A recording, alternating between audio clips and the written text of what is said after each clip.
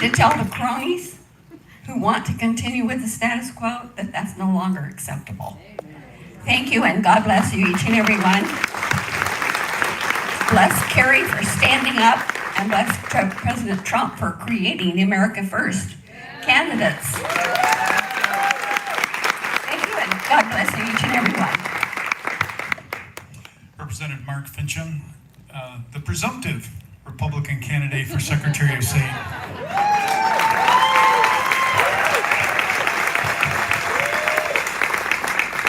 I think it's safe to say that with 32% polling and everybody else in low double digits. I'm going to be really brief. There are three things that you just can't hide: the sun, the moon, and the truth. Yeah.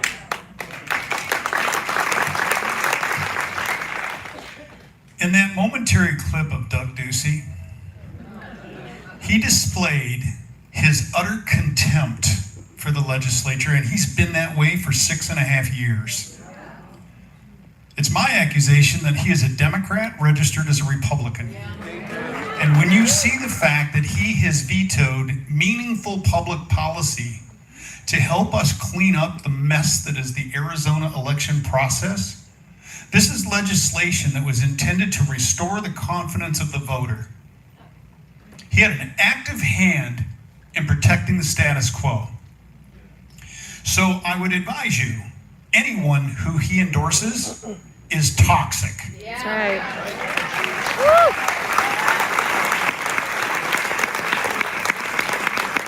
That's why I'm pleased, very pleased, incredibly pleased to endorse Kari Lake as the next governor of the state of Arizona.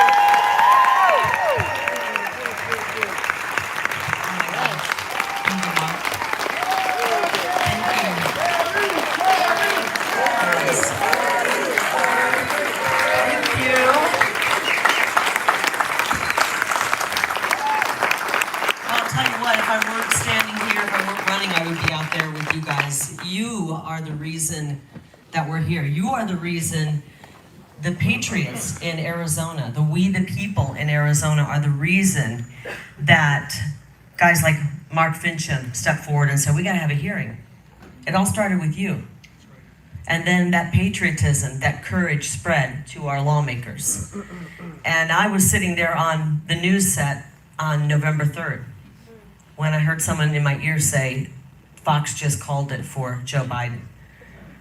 Okay, how do you keep your cool at that point? And so I walked away from my career as a journalist, and watching clips of Laura, you know, as a journalist, it is the greatest career when it's done right. But it's not being done right in this country. And I would no longer lend my heart, my soul, my voice, my knowledge, my reputation to that. So I walked away. I'm running for governor, and we're at a crossroads right now here in Arizona. A real serious crossroads. This is our last election if we don't get it right. And we have three choices. We can go back to the McCain Mafia running the show. We can go to a Democrat socialist who's going to turn us into California. Both of them are open borders globalists who don't give a damn about our elections. Or we can elect the America First candidate who's only in this to clean things up, restore honesty in our elections, secure the border, stop the drugs, stop the cartels, and then I just want to frankly get back to my life, which is how it's supposed to be in politics.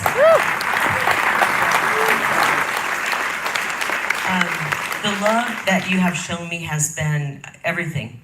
It means so much to me, and all of these people stepping forward to run, all of these people stepping forward, putting their treasure into getting to the bottom of our election. These people who say, forget 2020, are out of their damn minds. Yeah. We don't have a country if we forget it. And I vow to you I won't. We'll drag it back out under the spotlight, and we're gonna find every loophole they used to cheat. And with these great men and women who are going to be beside me, they'll be in the legislature, I'll be in the executive tower. We are going to get rid of these loopholes for cheating. We are going to restore faith and honesty to our election day. And we are going to have the most secure elections in the entire country. Everyone will copy Arizona. I vow to you that.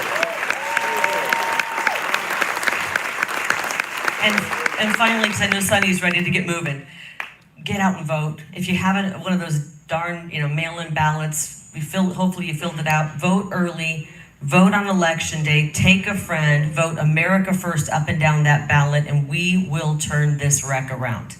Thank you. Thank you, Carrie. Okay, we're going to play a quick video here. Hang on. Okay. Oh, sorry, Sam. Hi, Arizona. I'm Carrie Lake, the Trump-endorsed candidate for governor. If you're watching this ad right now, it means you're in the middle of watching a fake news program. You know how to know it's fake? Because they won't even cover the biggest story out there, the rigged election of 2020. And rigged elections have consequences. We're all feeling it. Soaring prices, a spike in homelessness, and an invasion on our border. I'm the only candidate with a plan to tackle all of those issues and more. When I'm governor, we'll finish the wall, and criminals who cross our border will be sent back.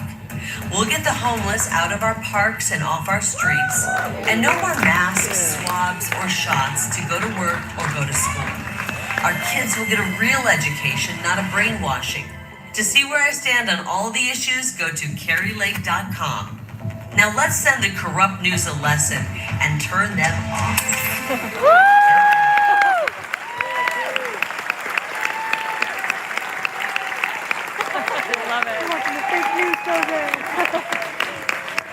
That's like a serious mic drop there. I'm Sonny Burley, and I approve that message. I'm Senator Sonny Borelli. My district is, formerly LD5. They renumbered it after the redistricting. Now it's LD30, which is Mojave County, La Paz County, and a portion of Maricopa County, which actually picks up Wickenburg. Actually, I kind of blend better in Wickenburg as a rodeo cowboy than I do in Havasu. But I like to say I protect 3/4 of the west coast of Arizona from the left coast. Yes, I can see California from my house. I'm proud to be here. What we're going to, the intent of this is to get information, what has been found, what is discovered, and we will hopefully be able to, maybe in this next term, I want to clear the air on something.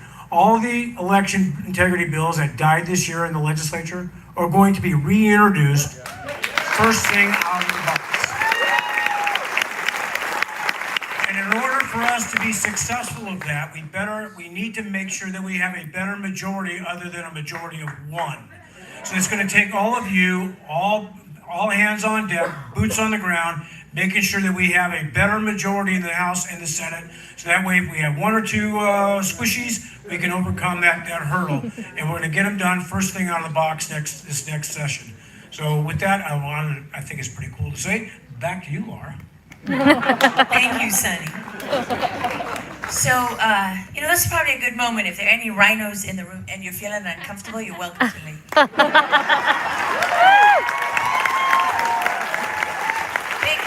you can leave voluntarily, or you can wait to be found out for who you really are. And that will not be as quiet an exit. Yeah, I say this in Texas too. I don't care. I don't care because people who have to lie about who they are, who use deceit, right? Could you imagine if Hugo Chavez had told the Venezuelan people the truth? I'm going to rob you blind. I'm going to take everything you've ever had. I'm going to put 80% of this country below the poverty line. You're going to be digging through trash for scraps. And in addition to that, I'm going to kill a few thousand of you every month. You're just going to disappear. And that's just the tip of the iceberg, right? Those are the systems that are in place. And I want to tell you, I just did my test for citizenship 2 days ago. Was it 2 days ago? Yeah.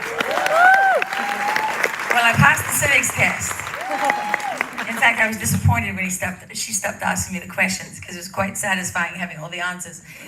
However, they said they could not make a decision at this time and they would let me know. That's true. But they asked me two very interesting questions when I went there. They asked me if I would be willing to take up arms to defend the Constitution of the United States of America. Isn't that interesting? They seem to have forgotten that part, right? And then, among the many interesting parts of this is you look around you and, what you have to remember is that they don't actually believe in citizenship. And now, when people come across the border illegally, I have this confirmed from Border Patrol agents who are actually physically doing this. They get given a social security number. They get assigned a social security number when they cross. I'm not sure how many of you are aware of that. And if you really want to know when the cheating starts, it's long before you get to the polls, right? I mean, think about it. It starts with the census. It starts with counting illegal immigrants in the census. How do you determine how many members of Congress you get? Population size, right? So how does, California has all these delegates at the Electoral College. And you don't just get more money from the federal government for your increased population. You don't just get more congressional candidates representing you. But what else do you get? You get an opportunity to pad the voter rolls with people who are being completely and utterly exploited. And there's one thing that I've learned as I've been investigating this is they love euphemisms, right? They love euphemisms because it's all about democracy, and if there's any form of voter security, that's voter suppression and racism and white supremacy.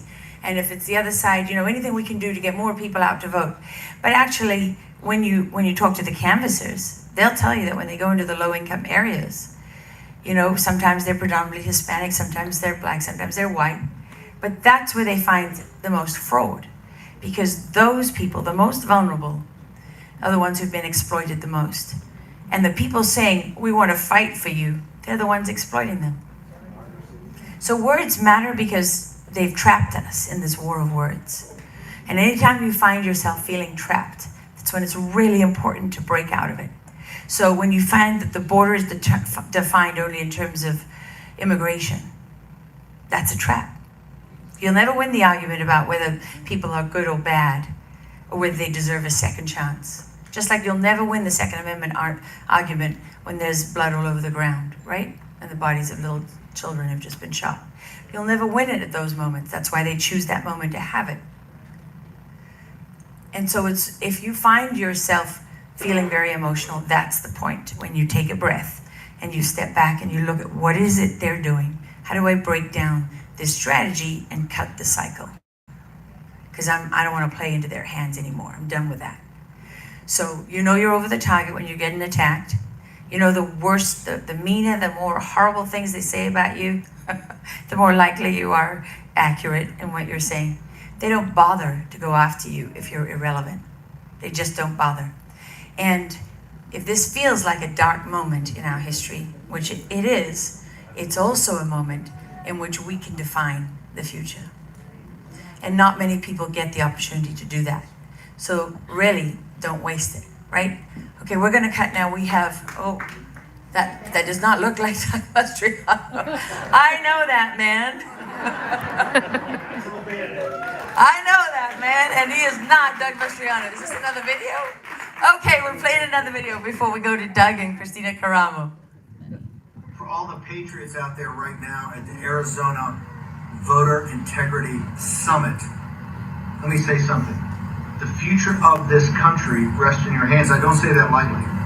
The railhead of all the problems around 3 November started in Arizona. The solutions have to come from the people and the patriots of Arizona. The whole world is watching. It watched while you did your hand count, recount in that very hot arena back in May of 2021. And it's watching you now. We have to go forward. We have to get this solved. You have had every obstacle. You've had everything thrown in your way, and you're undefeated. And the reason is your grit, your stick-to-itiveness, your relentlessness. This is what it means to be a patriot. The war room has your back. We honor you because you're the patriots there getting it done. And we must get it done. I love these conferences. I love these summits. And trust me, when we take over the House in November, starting next year, we're going to have a massive investigation on J6, and that's including adjudicating what went on in November 3rd and in the run-up to November 3rd. And the top of that is going to be Maricopa County in the state of Arizona. So once again, you're our heroes. We look up to you. We will always have your back. Fight on. Steve Bannon, ladies and gentlemen. we're gonna get Doug and Christina up now. So if you don't know, here we have Doug Mastriano who's running for governor, Christina Caramo up in Michigan is running for Secretary of State, and she is the GOP candidate. You know what the GOP did to her after she won her primary? They told all the money people in her state not to give her anything. Yeah, it wasn't the Democrats that did that to her. It was the Republican Party that did it to her. You know what you should ask every Republican representative that you know? What happened to the money? What happened to the money we all gave and raised to investigate the 2020 election? That's right. Yeah. What happened to that money? Because that was the people's money. It was given for that purpose, and it wasn't used for that purpose.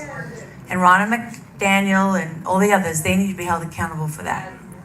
So, but now, there's Doug and Christina, one of my favorite people, really, one of the bravest people I know. And I think, Doug, are you there? Is your signal working? He looks frozen. So, Christina, we can start with you if you can hear us. Yeah, I can. Christina Caramo is a mother of 2 little girls. Thank you so much. And she didn't have a political career before this, but she does now. Yeah, thank you guys so much for having me be a part of your summit.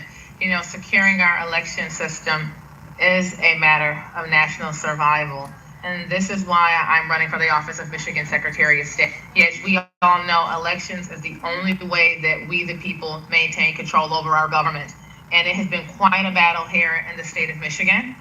The current office holder, whose name I will not say, is part of George Searle's Secretary of State project. Jocelyn And Benson. as of now, between Jocelyn Benson's campaign and Democratic organizations that support her, they spent over $3 million in media to defeat me because they are absolutely afraid of an honest individual overseeing our election process. And what we see going on right now in the 2022 election, our primary is Tuesday. I'm a convention candidate, so my primary was slightly different back in April. But we already see the Secretary of State has put out directives for poll challengers, which are totally illegal. For example, in the city of Detroit, for 24 tabulators, there can only be 4 poll challengers to supervise 24 tabulators. And according to Michigan election law, we're supposed to be able to see every ballot tabulator. I mean, it goes on and on and on. We've come to learn that the logic and accuracy tests that they are supposed to do for the public, they're not even testing the actual election equipment that they'll be using on election day, just some similar equipment. It is kabuki theater, and this is why we're up against such a force, such an entity, because we have so many people who are sitting in our offices, public elected officials, who probably were not even legally elected. And I can't say sure, but the fact of the matter, our election system is so corrupt, and it's going to be required of us to get involved on every level of election day operations, whether it's checking your local qualified voter file voter registration database, showing up and volunteering on election day, poll worker, being a poll challenger, be a poll watcher, whatever it's required, whatever you can legally do in your state to inject yourself in the election process and make sure that you're watching everything that your local election officials are doing. And that isn't because we just want to cast suspicion on people just for the sake of doing it, but because securing our election system is so inextricably linked to our liberty. It is required upon us to ensure that the process is done lawfully. And any person operating our election system who has good intent should not be bothered by the extra scrutiny, but yet understand, considering how sacred our elections are, why we're so suspicious concerning all the illegal activity we saw in 2022. So let's ensure that all of us across America, that we don't just come and cheer, that we put some feet to that anger, that we make sure that we're actually active outside of just whining and complaining and being informed. It's great to be informed, it's great to be upset, but without action, it's totally futile. So thank you so much for having me. I cannot wait to be Michigan's next Secretary of State. It is a massive endeavor, and God bless you all. Thank you for your efforts in the state of Arizona and everyone there as well, my fellow Secretary of State candidates, Jim, Mark, and everyone there. Thank you. All right, see you guys. Good luck. Let's see where we are with Doug, but if he's still frozen, I got sent it in advance, so it's an exclusive preview of Christina's latest campaign video, which is quite something, actually. It's very well done. So they're working on that. Is Doug's signal back up? Not yet. Okay, so in the meantime, while they're doing that, I think one of the things that I've learned investigating election integrity is that the ultimate goal is e-voting, right, on your phone or on a remote device. That removes the voter entirely from the process. So if you thought it was bad seeing videos where they put pizza boxes in Detroit and other things to cover the windows, if you thought that was bad, try when there isn't even a polling station for you to go to observe, right? What you see is that the voting machines have replaced human beings. We know that computers replace human beings in all kinds of tasks, but we don't really think about what happens in our election. Not only did they replace us, but they translated it into a language that none of us speak. Who speaks code? So the reality is it's a very small number of people who actually know how to write code and understand it. And most of us, me included, you can show me all the evidence you've got from inside the machines and all I see is a bunch of squiggles and numbers.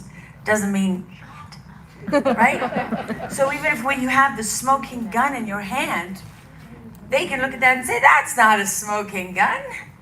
No, that's, something else entirely. And if you don't think they do that, well, just look at the Hillary Clinton email server as the perfect example. And I'm not saying that to be partisan. I'm saying it because you had how many servers? You had one. Okay, you broke the law. Because anyone who's ever worked with secret or classified information knows those two systems have to be kept separate. But not one journalist asked that question, did they? I was losing my mind at CBS when that was going on, sending notes out to everybody, trying to tell them what was happening. So, and they didn't care. And now we see why, right? Because if you think about life before Donald Trump and you think about life afterwards, the one thing that you realize, whether you're a supporter or not a supporter, is that he exposed these things. That's right. And the 2020 election was a wake-up call, right? It was like an earthquake. And in spite of everything that they do to punish people who talk about this, they just can't crush it because we know it was a lie. That's why it persists. And not only though, so on the one hand, the vote, it's not going to stay here with the machines. They're going to remove the voter entirely from the process. It's not going to stay here with January 6th. Just putting people behind bars is not the end goal. The end goal is to create a false, seditious conspiracy, which is what they're guilty of with Russia collusion, and to pin that on anyone they want to get rid of. And they have a compliant FBI and a compliant DOJ to help them in that. Okay, so now that we have Christina's video, I'm going to let you take a quick look. And this hasn't aired yet, so you're getting a sneak preview. Secretary of State Jocelyn Benson sent out 7.7 million unsolicited absentee ballot applications before the 2020 election, creating a weakened chain of custody and a foundation for massive voter fraud and illegal ballot harvesting. Then on December 1st, 2020, less than 30 days after the election, Benson ordered local clerks to erase all digital data from the ePublic laptops and flash drives, including identifying information like qualified voter files and voter timestamps. Why is this important? Erasing them eliminates the ability to audit the vote. Without QVS or timestamps, you can't prove who or when somebody voted. When a single clerk balked at Jocelyn Benson's order to erase the drives, she hired an independent contractor to review the ePollbook data. Guess what? The contractor found an 11.5 difference in votes between township and state. Statewide, that equates to an approximate 800,000 vote differential. But why would a Secretary of State want these numbers erased? That's a conspiracy theory, right? What if we told you Jocelyn Benson is part of the Secretary of State project? A political organization founded in July 2006 by none other than George Soros to advance election protection measures. Their aim was to elect Democrats to Secretary of State in swing or battleground states, specifically those whose margin of victory in the 2004 election was 120,000 votes or less. Place politicians where the races are close. That was always the plan. Jocelyn Benson has been funded by Soros for years and has the power to influence Michigan elections. And she already has. If Jocelyn Benson is Secretary of State in 2024, she could alter the course of presidential history. There is no race more important. It is time to shut down Benson and Soros for good. Vote Christina. Pretty good, right? Okay, we have a very patient man on the line. His name is Matt DePerno, and he's been waiting for some. Oh, I messed that up. Sorry, Matt. Matt Van Bibber. He's got a presentation for you, and so, but we don't see you yet. We're still switching. So Matt has been waiting since before we opened. Okay, there he is. Okay, welcome, Matt.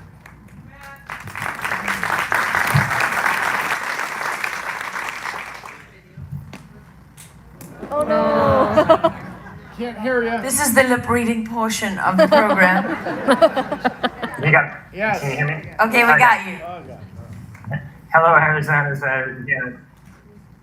I'm honored to be able to speak here today at this event about election and critical infrastructure as deemed by Secretary Johnson in 2017.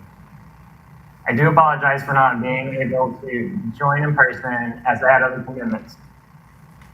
I've been behind the scenes volunteering a lot of my time. Hold on just a minute. I'm getting feedback on my headset. Let me turn it down a little bit. Like most Okay. people working on this, Matt's a volunteer. Yeah. Okay, that's better. It's hard when you can hear yourself talk. Okay.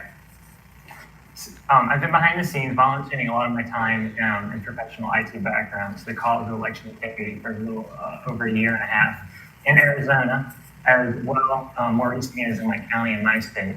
I worked with multiple people, getting video footage, images, documents, FOIAs, going to audits, being an observer at LRAs and elections. And I, like a lot of other people out there, we've been trying to put things together and figure out if we have issues in the election. Like, for instance, in 2020, or if just everything is fine and there are no concerns. I do want to talk about a few things today. The first thing I'd like to start with is a very interesting theory called broken window theory. If you could put up the slide. If you do a little research on the web, you're going to find some information on the broken window theory. Basically, it was defined in 1982 by social scientists that were drawing on earlier research by the Stanford University psychologist. And it argues that no matter how rich or poor of a neighborhood, one broken window will soon be too many more broken. One unrepaired broken window is a signal that no one cares, and so breaking one more window costs nothing. Disorder increases levels of fear among citizens, which leads them to withdrawal from the community and decrease participation in formal critical control. So basically what it's saying is, in an environment where you see signs of disorder and misbehavior, it's only going to encourage more disorder and misbehavior, which then can lead to more serious crimes. This can be a real issue regarding information technology, which I happen to be in that field. When users are permitted to be lax with enforcement of policies and procedures, a broken window scenario ensues. It communicates to the staff that security is not taken seriously. The National Institution of Standards, NIST, issued a baseline for policies that government agency and is tasked with to comply. Maricopa County appears to have challenges adhering to this, and even their own policies. So I'm going to actually go over a little bit of that today. So I've been collecting data for a little over a year and a half now, actual videos, a lot of it, ever since February. During the February Maricopa audit, we started watching some live video feeds with others, and it's very interesting to watch. We went ahead and started recording the live feeds, and this allowed us to not only monitor every little thing, and sit there and watch all the video posts. Nobody can do that. But it also gave us a time to be able to review things at a later time. Some, from an NSC standpoint, As I was watching and reviewing the video footage, I had some concerns that I was seeing some things that didn't look quite right, especially during the audits. One of our viewers by the name of Aaron Wagner, a CIS security professional, also started. He's actually a good friend of mine, and he started to see some concerning behavior as well from a security standpoint. So I ended up actually calling Tabulation Center of every extent, and he made a few phone calls as well. I ended up talking to Megan Gilbert, and you can put that slide up. She's the communications director at Maricopa. During the conversation, the topic of policies came up and how they have relaxed policies in between elections. So that's a problem. You should never have lax policies, whether you're in an election or you're not in an election, because stuff can happen in between there. So back to the broken window theory, and we have a problem. Let's start out with little broken windows that do not appear to be a big issue. Now I'm going to show you some footage, some pictures, some footage, some documents that are going to try to hopefully be able to explain some stuff. We also saw we tried to take the video footage and pair it up with what we believe was laws that were being broken, because, if somebody's done something that they shouldn't be doing, okay, well, that's fine, but show me what they're doing wrong. So basically, some of the things that we saw, and Aaron will point these out, was doors to badge readers, tabulation are propped open. You can see here an example of one. So basically, you're not logging in and out of these doors. That's a problem. You need to have those logs to know who's coming in and out of those rooms. If you could go to the next slide. That's a missed issue, more or less. Now, if you go to, let's start looking at some little things. So basically, the public cameras, if you read the law, it's basically required in the Secretary of State's manual that you must have a timestamp on your cameras. Well, guess what? Maricopa did not have timestamps in their 2020 election. So if you're sitting there watching the video footage, you don't know if you're watching a live video footage or something that's been recorded. There's other counties as well. I believe people that do the same thing. They don't have, sometimes I think at one point they did, and now if you go to their website, they don't have it. So it's a little law. It's a misdemeanor, probably a lot of class 2, but still, it's a minimum class 2. If you could go to the next slide. The state of Arizona, 2019 election fee ran only page 196, 5%. I'm not going to bore you with the rest. It's kind of, basically, this is what it says. You must have date and time indicators. If you look at the, if you go back to the previous slide, I found this a little funny when I put the screenshot the other night. I don't know if it might be blown up. I'm not seeing it now. But basically, at the bottom, it said something about robust safeguards on the bottom of it. When I was like, well, they don't have the safeguards because they don't have the point context. I wish I would have had that in that slide. I must have forgot to take it. If you could go to the next slide, so one past that. During the Pro and B&B audit, at one point, there were several if you could play the video.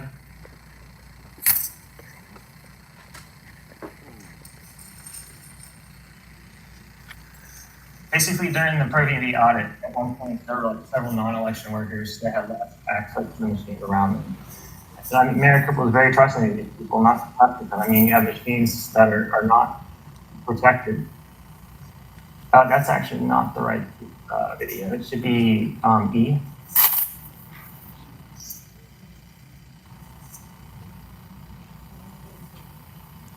There you go.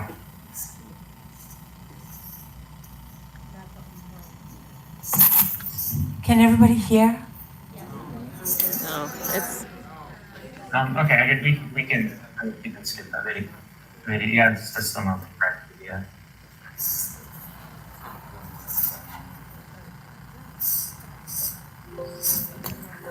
If you could go to F, that's actually the next video. You can play it.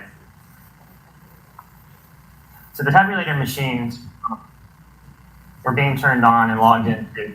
And if you watch, this guy, this is actually named Charles, he logged on to the tabulation machine. And you can see they unlock it.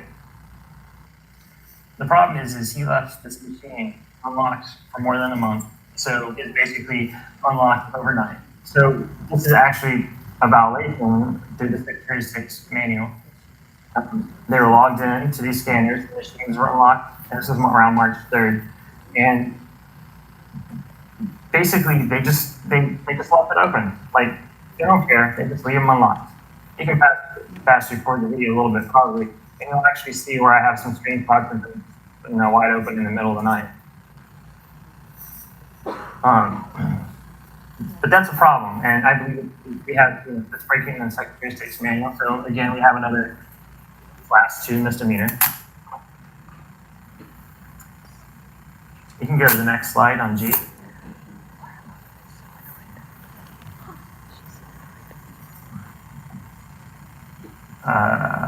Yep. Keep on going. One more. Those are the images of the machine paying a lot. Okay, so this was one of my favorites. As we were watching the audit, guess what? They're installing a brand new camera system. I'm like, well, why are you installing a brand new camera system during an audit? That just does not make sense to me. If we could go to because you could be blocking the other views. You can see there's one camera there, the older camera. Like you can be blocking views and standing. If you're in a tabulator, you can be blocking the views of what was actually going on. So you might miss footage while this guy's up there working. You could go to the next slide, 8. So one could plug a USB device in the machine, and no one would probably notice. This is actually Jack Cobb. He's one of the auditors. You can play the video. We basically saw people bending over and putting their devices in. Right, if you look in the back of this tabulator, people were like plugging their cell phones into like the power strips. So they could have easily just plugged them into the back of the tabulator machine. So that's an issue, because if you went and listened to Ben Cotton's testimony during the hearing the other day, you'll find that Maricopa could be vulnerable to roughly 7 million pieces of malware. So somebody could bend over, plug their phone in, a USB drive in. USB drives they're so small these days, like you can't even hardly see that. I mean, how am I supposed to see that on a camera? So basically somebody could have just done something like that. And talking about USB drive usage, go to I. During the Pro VV and SLI audits, I'm sorry, this was from the last that I was just spoke on, the 7 million pieces of malware. If you go to I, the USB drive usage, drive tracking. Down Pro VV and SLI audits, they tend to leave hard drives out, unattended.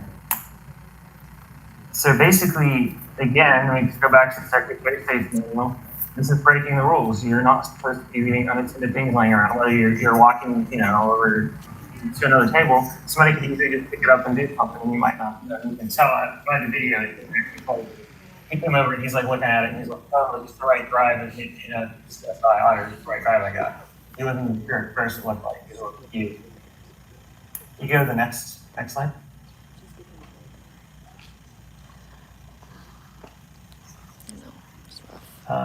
Yeah, there you go.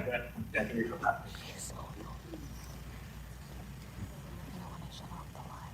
Should be I2. Ongoing.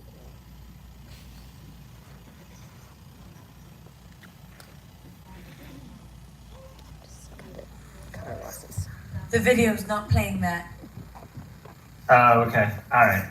I'll try to extract what's going on in some videos. I'll play them on my side to remember everything. Okay, well, so now let's take we can just skip this video and go to the next slide. Yeah, this right here is basically where it's talking about what current media shall be physically secured at all times. This is from the Secretary of State's manual. So you can go to the next slide. So this is one very interesting thing on the SLI report. So SLI states in the report, there are no port blockers. Referring to page 17 here of the public SLI report at the bottom of the page, it says, while the systems examined showed no malicious or network related USB devices being connected, the system examined didn't provide a physical or a digital method of preventing unauthorized USB devices to the system. In this particular case, county policy, remember this, county policy drives control of USB connectivity. You can go to the next slide.